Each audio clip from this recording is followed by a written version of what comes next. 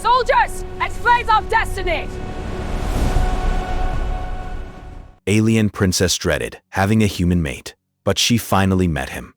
The throne room of Valorian Prime gleamed with crystalline walls that refracted light into 1,000 dancing colors. Princess Kelra stood at the center of the vast chamber, her translucent skin shimmering with deep blues and purples. Her tall, elegant frame cast long shadows across the polished floor as she listened to the Council of Elders present their findings. She did not want to hear what they had to say, but duty demanded her attention. "The readings are confirmed, Your Highness," said Elder Vorn, his voice steady but weighted with grave news. "The cosmic plague continues to spread. 3 more star systems have gone dark in the past cycle alone." Kyle's eyes, which glowed like distant stars, narrowed with frustration. She had spent 2 centuries studying the problem, dedicating every resource to finding a solution. Yet the plague seemed unstoppable, eating away at entire civilizations like an invisible hunger consuming everything in its path. "We have consulted the ancient archives," Elder Vorn continued, stepping forward with a data crystal that pulsed with soft light. "There is a prophecy, one that was recorded 10,000 years ago by our ancestors." Kyle Rala turned sharply. "A prophecy? We abandoned superstition millennia ago, Elder. We are a people of science and reason. However, this prophecy has remained accurate in every prediction made in the last 5,000 years. The Council believes we cannot ignore it." The princess crossed her arms, her crystalline skin catching the light. "Speak it then. But know that I place my faith in data and strategy, not ancient words." Elder Vorn activated the crystal. A holographic image appeared before them. Ancient text written in the old Valorian language, symbols glowing softly in the air. "The prophecy states," Vorn read carefully, "when the plague of silence spreads across the stars, and the children of valor face their darkest hour, only the union of 2 shall bring forth the key. A bearer of adaptive flame must join with the blood of the crown. Only through their bonding shall the immunity awaken and salvation bloom." Oh. Silence fell across the throne room. Calray's luminous eyes fixed on the floating text. "A bearer of adaptive flame? What does that mean?" "We have consulted with historians and linguists, Your Highness. In ancient times, adaptive flame was a metaphor used to describe beings who possess the ability to change, to survive, to think in unexpected ways. Beings who did not follow rigid patterns, but instead created new paths." "And which species does this describe?" Kales rasped, though she suspected she already knew the answer. "The humans, Your Highness. The species from the blue planet Earth." Kale Ra's reaction was immediate. She stood, her form blazing with sudden energy that caused the lights in the chamber to flicker. "Absolutely not." "The answer is no, Elder. I will not even consider it." "Your Highness," Kale Ra said coldly, her voice cutting through the chamber like crystal shattering. "They wage constant wars among themselves. They are driven by emotion rather than logic. They have barely mastered space travel, and you suggest I bind myself to one of them? This is insulting." Elder Vorn remained calm, as all elders were trained to be. "The prophecy does not ask for your acceptance, Your Highness. It simply states what must occur." "Then the prophecy is wrong," Kairel declared. "I have ruled my sector for 200 years. I have led our people through countless challenges. I will find another solution. Humans are not the answer." But as she turned away and walked toward the great windows overlooking the crystalline cities of Valerian Prime, doubt crept into her thoughts. The plague was advancing faster than their research. Ships full of refugees arrived daily, carrying the survivors of infected worlds.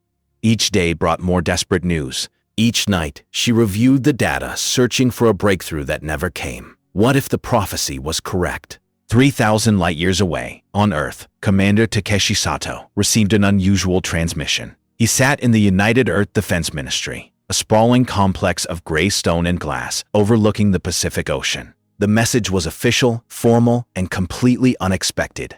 Takeshi was 42 years old, with dark hair touched by silver and eyes that reflected both intelligence and kindness. He had spent his entire life in military service, rising through the ranks through dedication and tactical genius. He had led peace negotiations between hostile nations. He had coordinated rescue operations in war zones. He was respected, capable, and completely unprepared for what he was about to hear. "We need you to understand the gravity of this situation," said General Chen, who sat across from him in a private briefing room. The general's face was serious, lined with concern. "I'm listening," Takeshi said simply. "The Valorians have made contact. You know about them? The crystalline species? Technologically advanced, extremely private, ruled by a princess?" "Correct. They have a problem. A plague that is destroying multiple civilizations. According to their ancient text, the only solution involves—" General Chen paused, choosing his words carefully. "A human." "What do you mean involves a human?" "They want you. Specifically. They sent your profile, your military record, your psychological evaluations. They believe you are the one they have been searching for." "That doesn't make sense," Takeshi said. "Why me? There are millions of humans more accomplished than I am." "They chose based on something they call adaptive thinking. They believe you possess the ability to understand problems in unconventional ways, to see solutions where others see only obstacles." General Chen slid a datapad across the table. "They want you to go to Valorian Prime. They want you to help them." Takeshi looked at the datapad. Images of Valorian Prime appeared. Cities of pure crystal, gleaming and beautiful, suspended in a sky of deep purple. Then came the details of the plague, the death tolls, the desperation of entire civilizations facing extinction. "And what exactly would my role be?" Takeshi asked. "That's unclear." Their communication was vague, but they made it clear that they believe you can help save their people. Takeshi stood and walked to the window. Below, Earth cities sprawled in the afternoon sunlight. Millions of people going about their daily lives, unaware that somewhere in the stars, an entire civilization was facing destruction. Unaware that he might be able to help. "When do I leave?" he asked. General Chen smiled slightly. "I was hoping you would volunteer. A ship is prepared. You would depart in 3 days." As Takeshi looked out at the Earth one final time before his journey, he did not know that on Valorian Prime a princess was wrestling with her own doubts and fears. He did not know that their meeting would change not just one civilization, but two. He did not know that the prophecy had set in motion events that would redefine what both their species thought they knew about themselves. He simply knew that somewhere out there, people needed help, and that was enough. The landing platform of the Royal Spire was designed to impress. Takeshi Sato stepped out of the transport vessel and felt his breath catch in his chest. He stood on a platform of pure crystal that extended over 1,000 feet above the ground. Below, the cities of Valorian Prime sparkled like jewels scattered across an endless plain. The sky above was a deep shade of purple, with 3 moons visible even in daylight. The air itself seemed to shimmer with energy. A delegation of Valorians waited to greet him. They were tall, elegant beings with skin that reflected light like prisms. Their eyes glowed softly, and their movements were precise, controlled, perfectly graceful. Standing at the center of the group was Princess Kaelra. Takeshi had seen her image in the briefing files, but nothing had prepared him for her presence in person. She was stunning. Her form seemed to be made of living crystal, deep blues and purples flowing across her skin like water. Her eyes glowed with an intensity that felt almost dangerous. She wore robes of white and silver that seemed to be woven from light itself. Yet there was something else about her, something that made Takeshi pause. She looked at him with barely concealed disdain. "Commander Sato," Kaelra said, her voice like wind chimes made of glass. "Welcome to Valorian Prime." "Thank you for the invitation, Your Highness," Takeshi replied, offering a respectful bow. He had studied Valorian protocol extensively during his journey. "I am honored to be here." Kaelra's expression did not change. "We shall see if you remain honored once you understand what is expected of you. Come, we have much to discuss, and time is a resource we do not possess in abundance." Genital asked, forbidding a savagist from the dog. Daikasti exchanged a quick glance with one of the attendants, who offered a sympathetic nod, then hurried after the princess. The interior of the Royal Spire was equally breathtaking. Corridors of crystal extended in every direction. lit from within by soft, glowing light. The walls seemed to shift color as they walked, responding to some stimulus Takeshi could not perceive. Servants and officials bowed deeply as Kael'ra passed, but they barely acknowledged Takeshi's existence. They arrived at a large chamber high in the spire. 2 walls were entirely open to the sky, offering views of the crystalline city stretching to the horizon. The other 2 walls were covered with data displays showing complex information about the plague, infection rates, affected systems, projected timelines. "This is the situation, Commander," Kael'ra said, gesturing to the displays. "The plague has consumed 43 civilizations in the past 3 years. It advances unpredictably, jumping across star systems with no apparent pattern. Our finest scientists have dedicated themselves to finding a cure. None have succeeded." Takeshi studied the data carefully, his military mind already analyzing patterns, looking for connections others might have missed. "How long before it reaches your homeworld?" "Projections estimate 6 to 8 months, Kael'ra replied. "Though the plague has surprised us before, it may arrive sooner." "And the prophecy brought me here," Takeshi said quietly. "You believe a human can help solve this?" For the first time, Kael'ra looked at him directly. Her glowing eyes seemed to pierce through him. "I believe the prophecy is a historical artifact that has accumulated a reputation for accuracy. Whether that accuracy is due to genuine foresight or mere coincidence, I cannot say. What I know is that conventional approaches have failed. If this," she gestured vaguely at him, "experiment offers even a small chance of success, we are obligated to try it." Instead, he turned back to the displays. "Tell me about the plague's origin. Where did it start?" Kael'ra seemed surprised by the question. "You do not ask about your own accommodations, your comfort? Most visitors request such information immediately." "I can be comfortable later," Takeshi said simply. "Right now, people are dying. Let me understand the problem." Something shifted in Kael'ra's expression. It was subtle, barely perceptible, but Takeshi caught it. She activated a new display showing the earliest records of the plague. "It first appeared in the Theta sector, approximately 4 years ago," she explained. "A mining colony reported unusual symptoms among their population. Within weeks, the entire colony was incapacitated. Within months, the entire system was lost." As she spoke, Takeshi listened carefully, asking questions, seeking clarification, thinking. He asked about the progression of symptoms, the environmental factors, the genetic differences among affected species.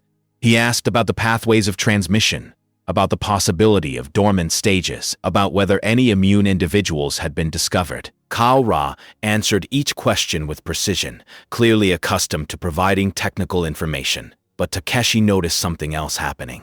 As they discussed the problem, her tone changed subtly. She was no longer simply answering questions from a primitive being she was obligated to tolerate. She was engaging in genuine scientific discussion. Hours passed. The 3 moons rose in the sky. Attendants brought food and water, which Takeshi consumed while continuing to study the data. Kael'ra did the same, neither of them willing to break the momentum of their analysis. It was late in the evening when the chamber suddenly went dark. All the displays vanished. Emergency lighting flickered on, casting everything in red. "This should not happen," Kael'ra said, her voice sharp with alarm. "The spire's power systems are designed with multiple redundancies." She moved quickly toward a control panel, but it was unresponsive. Takeshi, meanwhile, was looking at the chamber's systems with fresh eyes. He noticed something that Kael'ra, in her panic, had overlooked. "Your Highness," he said carefully, "I may have an idea." Kael'ra turned to him, her crystalline form barely visible in the red emergency light. "I am listening. The backup systems are triggering in sequence, which suggests the primary failure is cascading through the standard shutdown protocols. But what if we bypass the automatic systems and reroute power through the secondary grid manually? If the primary system has simply overloaded rather than been damaged, the secondary should be able to handle the load." For a moment, Kael'ra simply stared at him.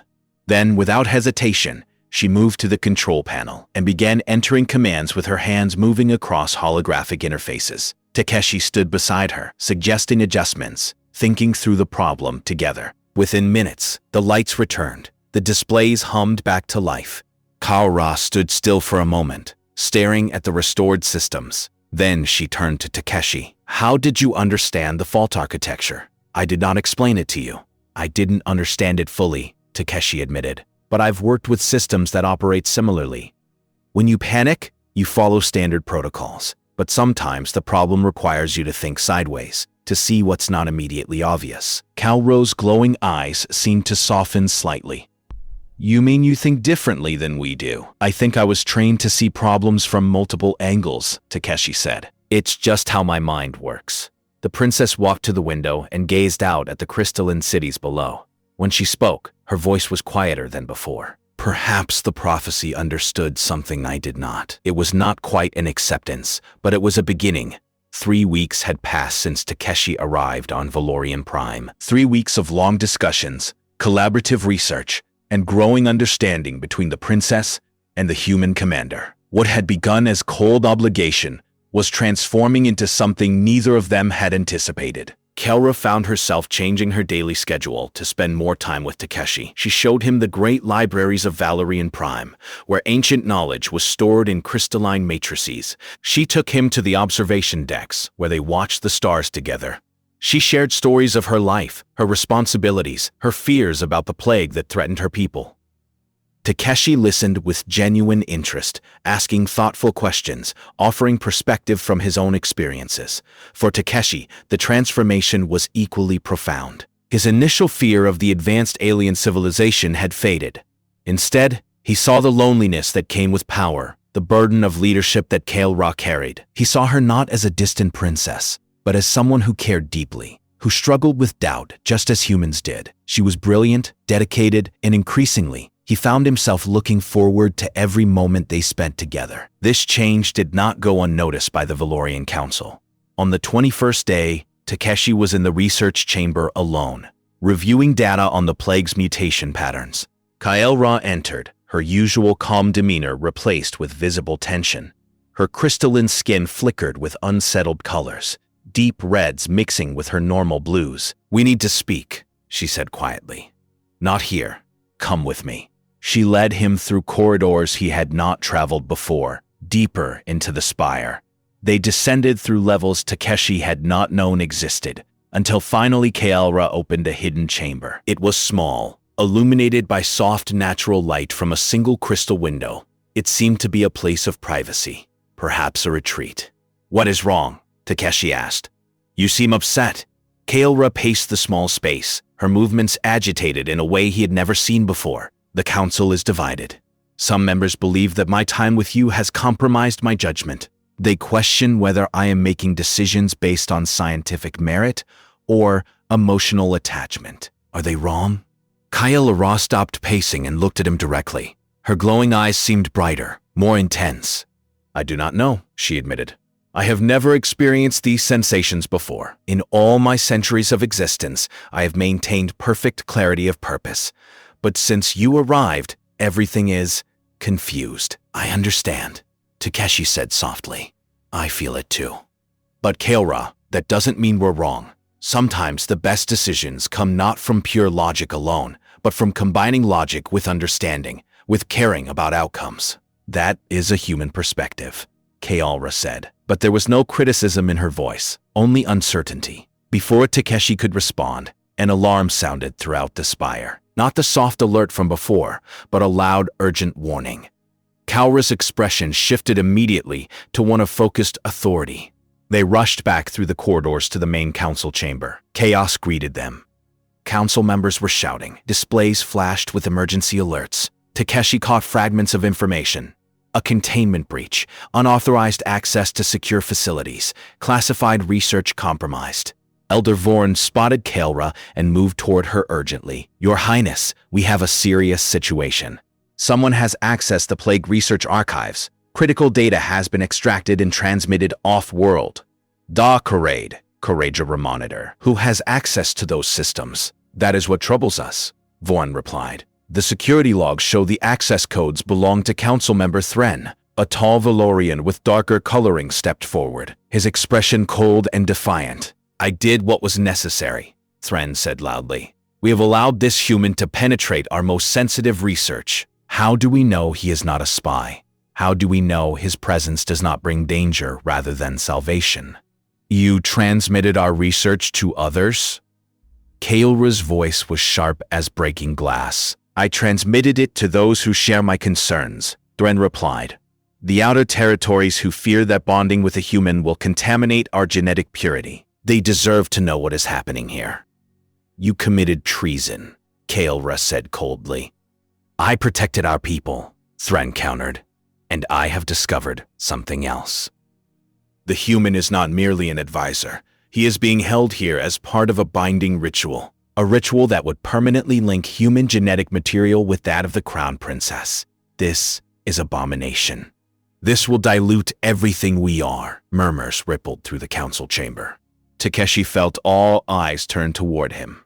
He stood quietly, understanding what was happening. A faction of the Valorian leadership did not accept the prophecy, did not accept the need for partnership with humanity, and saw Takeshi as a threat to their civilization's purity. The binding ritual is not genetic contamination, Kaelra Rai said, her voice steady despite the chaos around them. The prophecy speaks of union of purpose, not of bloodline.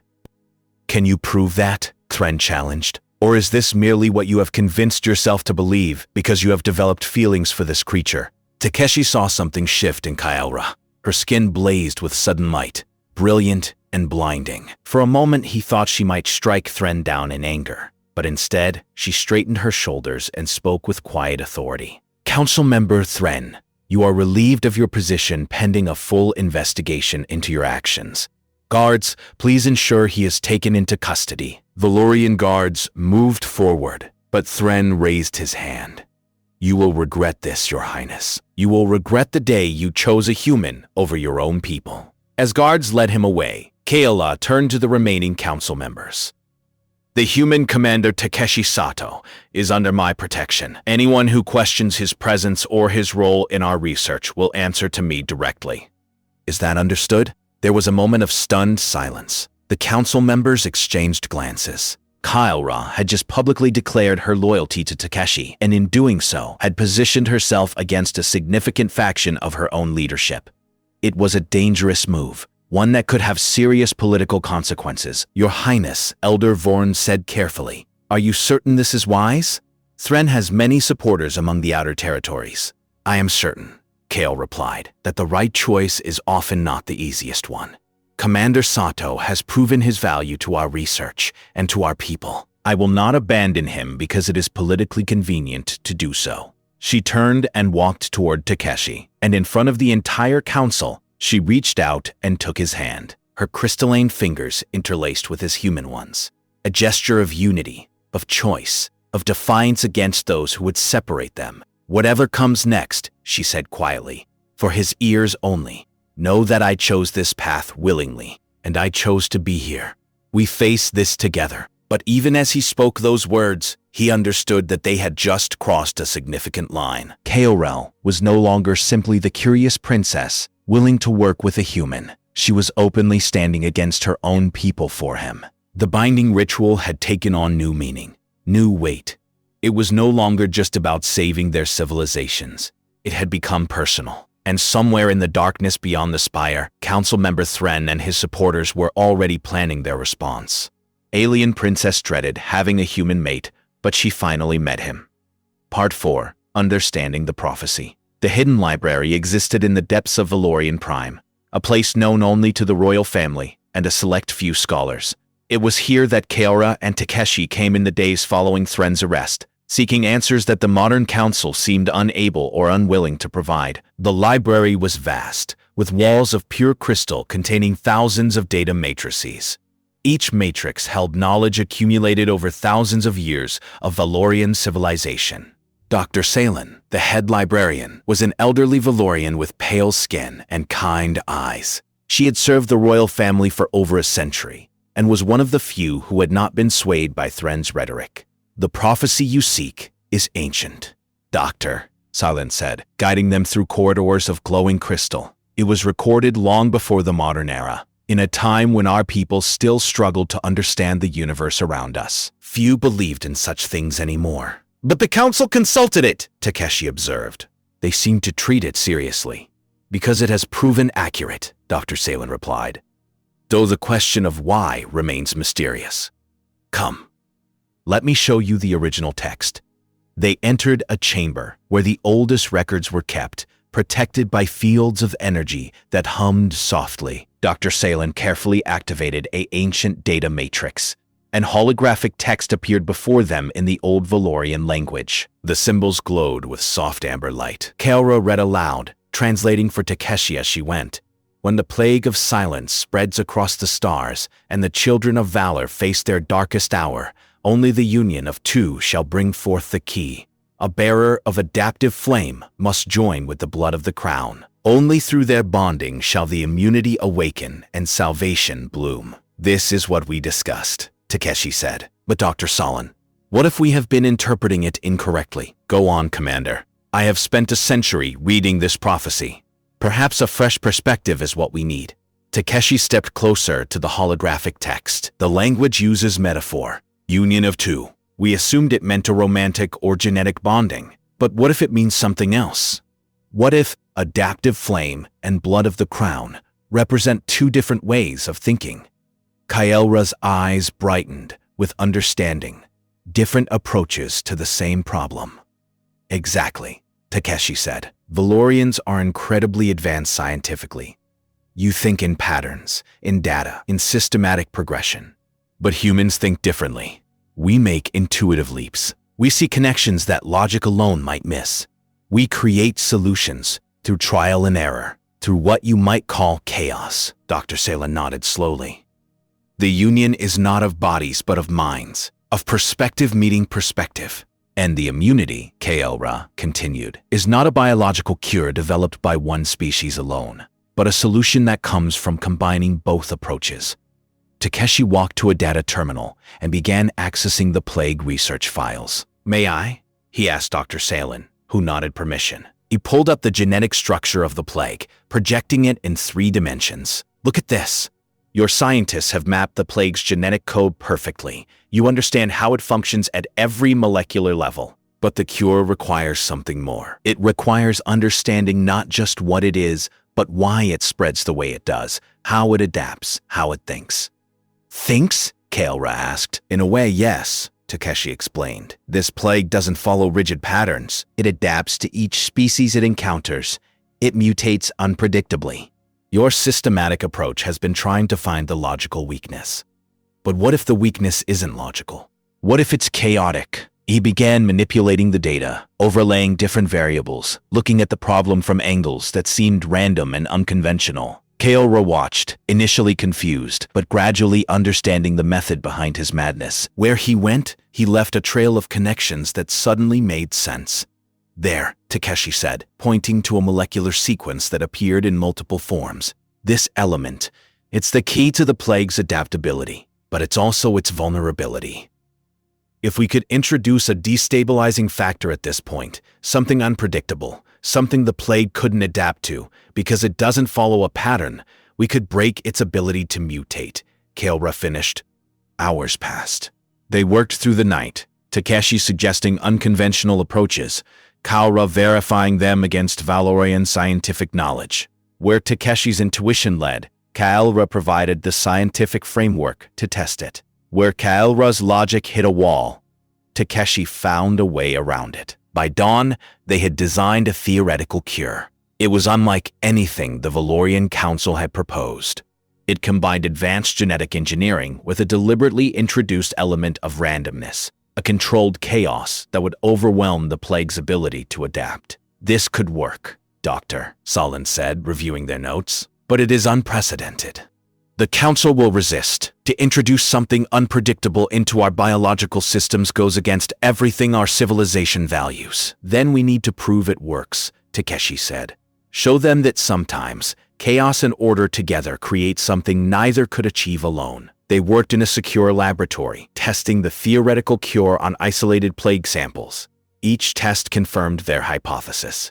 The cure worked. It didn't just suppress the plague, it destroyed it completely, in ways that the plague's adaptive mechanisms could not overcome. The results were presented to the Council. Some members were skeptical. particularly those aligned with Thren's faction. But the evidence was undeniable. The cure worked where conventional approaches had failed. Slowly, even the skeptics were forced to acknowledge success. However, there remained one final challenge.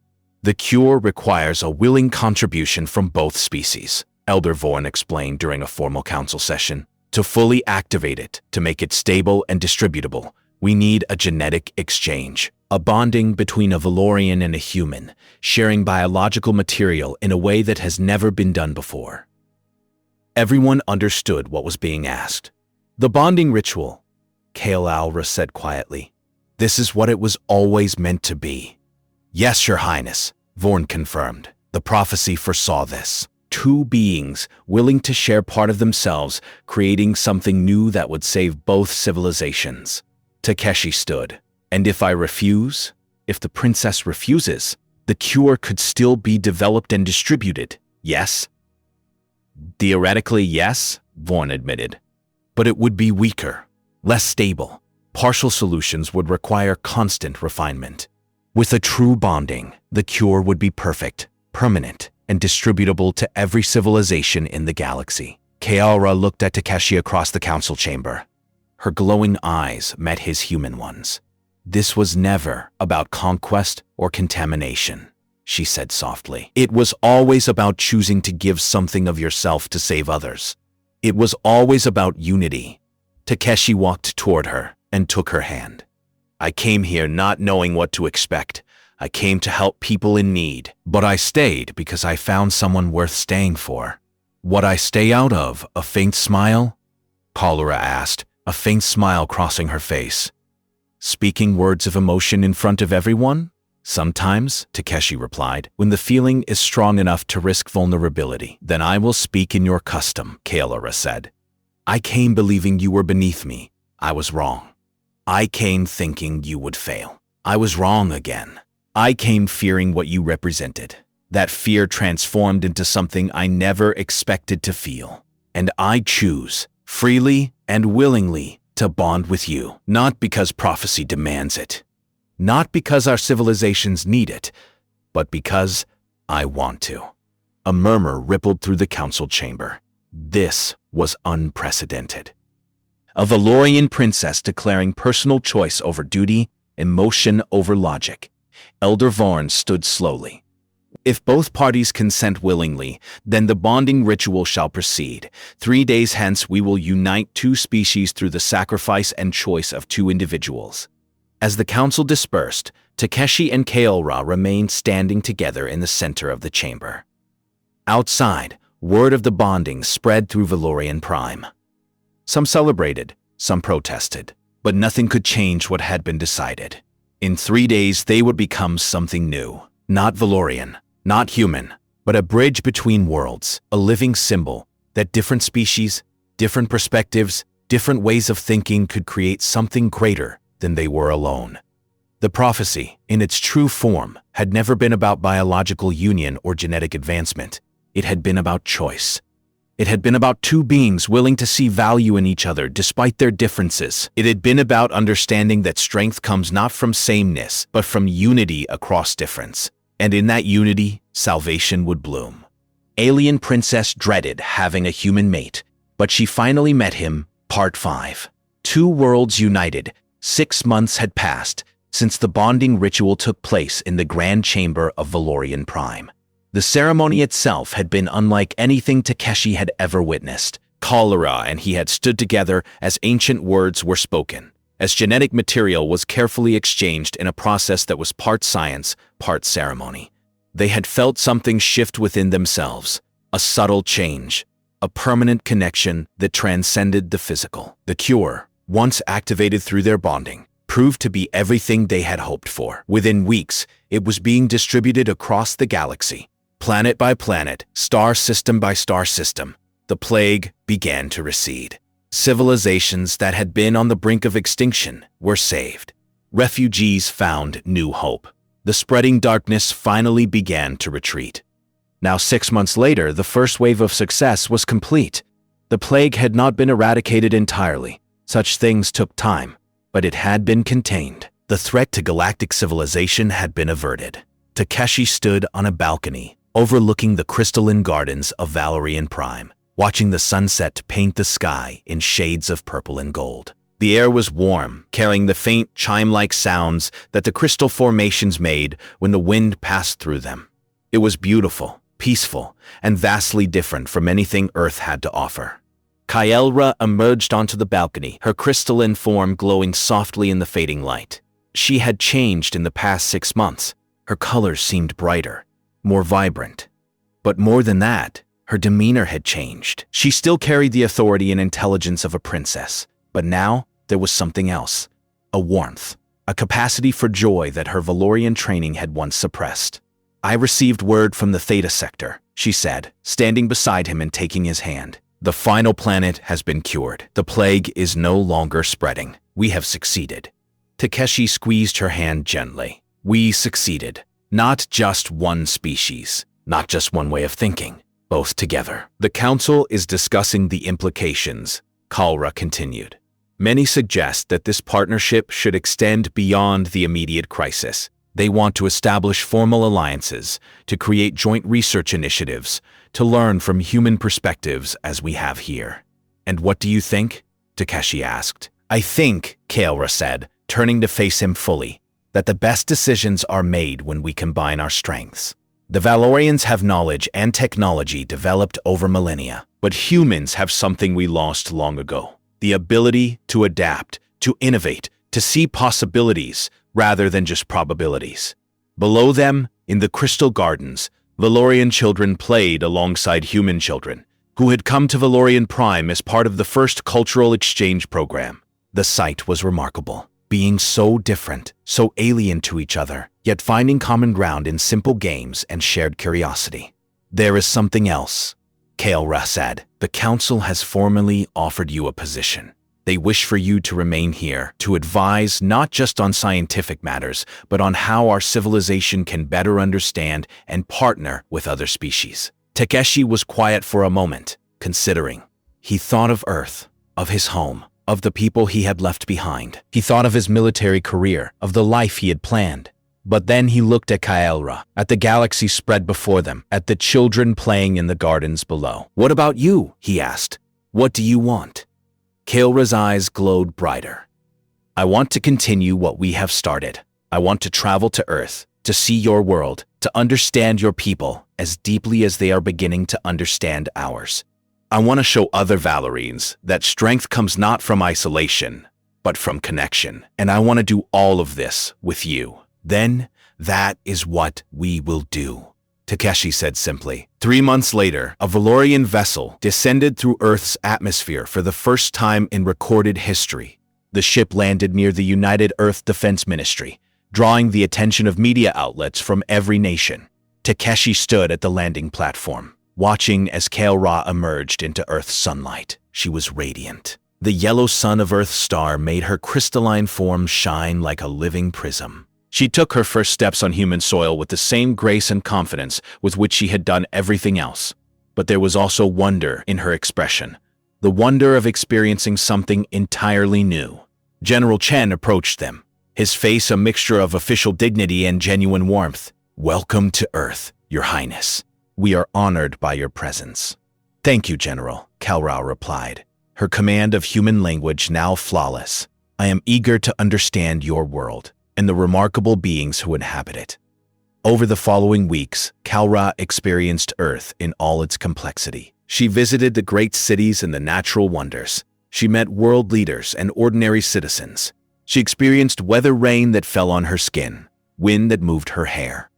She tasted human food and found unexpected joy in simple pleasures like watching a sunset from a mountain peak or listening to human music. Taki watched her transform. During these experiences, the perfectly controlled Valorian princess was learning to embrace unpredictability, to appreciate beauty that was not engineered or logical, to find meaning in moments that could not be analyzed or measured. One evening, they stood together on a beach in the Pacific, watching Earth's single moon rise over the water. The sand was warm beneath their feet. The air carried the salt smell of the ocean. "Your world is chaotic," Kaelra observed. Weather changes unpredictably. Biological systems interact in ways that cannot be fully mapped.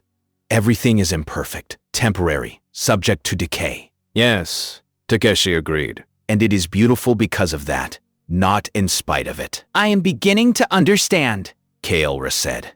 Beauty does not require perfection. Strength does not require control. And perhaps most importantly, joy does not require certainty about the future. She turned to him and took both his hands. The bonding ritual connected us biologically. But these months have connected us in ways that matter far more. You have taught me to appreciate what cannot be measured. I have taught you the value of understanding complexity. Together, we have learned that two very different ways of thinking can create something neither could alone.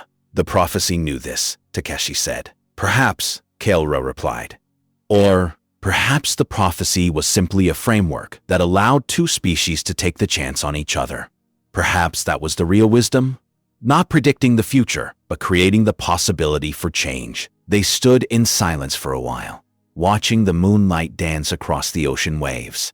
Around them, the earth continued its endless cycles of growth and decay, change and renewal. In the distance, Earth's cities glowed with the light of human civilization.